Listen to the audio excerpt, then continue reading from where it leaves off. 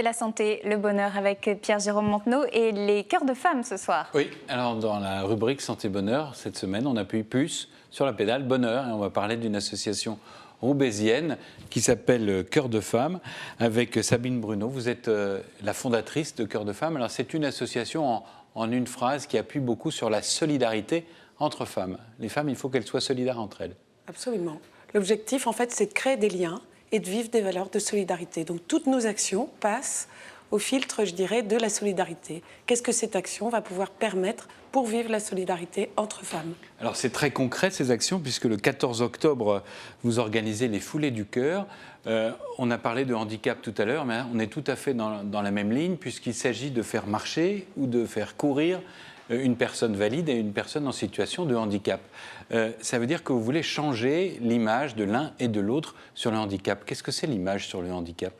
Alors, on a tous des a priori en fait sur le handicap et nous souhaitions en fait, en proposant quand même une course ou une marche assez originale puisqu'elle va se passer donc en binôme, on souhaitait justement permettre à des femmes valides, je dirais, de rencontrer le temps d'une course ou le temps d'une marche une personne qui a une différence dans le domaine du handicap. Alors sur les images, là, on vous voit vous relier avec un petit cordon jaune ouvert. C'est important, c'est très symbolique d'être liés l'une à l'autre comme ça? Tout à fait. On va matérialiser en fait la solidarité par un lien élastique qui permettra aux deux personnes de marcher ou de courir à leur aise, mais tout en étant reliées, tout à fait. Et devoir donc accorder son pas à l'autre de cette façon. Derrière ça, il y a vaincre la peur de l'autre. Vous en parliez tout à l'heure dans l'entreprise, le fait d'avoir un salarié handicapé, ça peut faire peur dans l'entreprise. C'est ça en fait, c'est faire sauter cette peur-là et puis c'est une personne à part entière, c'est ce que vous voulez dire ou... Tout à fait, parce qu'en fait, la peur souvent, elle cache une méconnaissance de l'autre. Dans différents domaines, pas seulement dans le domaine d'ailleurs du handicap, mais dans le domaine du handicap, on n'a pas souvent l'occasion en fait de vivre des moments avec une personne handicapée. C'est chacun chez soi, chacun dans son problème. Un peu, effectivement. Et c'est vrai que ça nous tenait à cœur en fait de proposer quelque chose dans ce domaine, ce qui n'est pas courant quand même. Hein. Les propositions dans le domaine handicap valide sont peu courantes. Donc une marche, cette course, c'est effectivement un défi. Alors, vous avez, pour cette répétition, associé une sportive qui fait de l'handisport. Je voudrais qu'on l'écoute juste sur un point, c'est l'importance de la solidarité féminine. On terminera avec ça.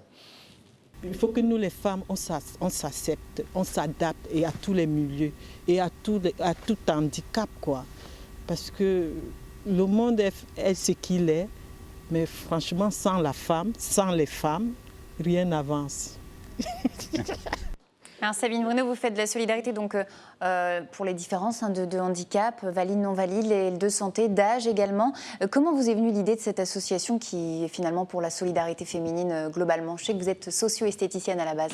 Tout à fait. Alors c'est parce que j'ai travaillé en fait à Roubaix en tant que socio-esthéticienne, je me suis aperçue que dans les quartiers de Roubaix, peu de femmes finalement changeaient de quartier.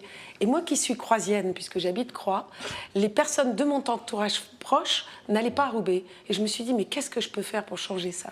Et c'est comme ça que m'est venue l'idée en fait de créer une association et d'essayer justement de mettre en lien ces personnes qui ne viennent jamais à Roubaix sur des thématiques en fait qui portent sur une valeur que tout le monde peut partager, qu'on soit dans un quartier de Roubaix ou habitant à Croix, à Lille ou ailleurs. Ce n'est pas votre première expérience, hein. Vous avez aussi organisé des défilés avec des femmes non-voyantes et des défilés de mode. Le rendez-vous pour de terminer, dimanche. ça, on n'a plus de temps. Non, c'est fini. Alors, donc le rendez-vous dimanche. Alors, c'est avant 10h au CETI, au Centre européen des textiles innovants, sur le quartier de l'Union à Roubaix, le long des berges de Canal. Donc, c'est dimanche 14 octobre. 14 octobre. Merci beaucoup, Sabine Bruno, d'avoir été avec nous.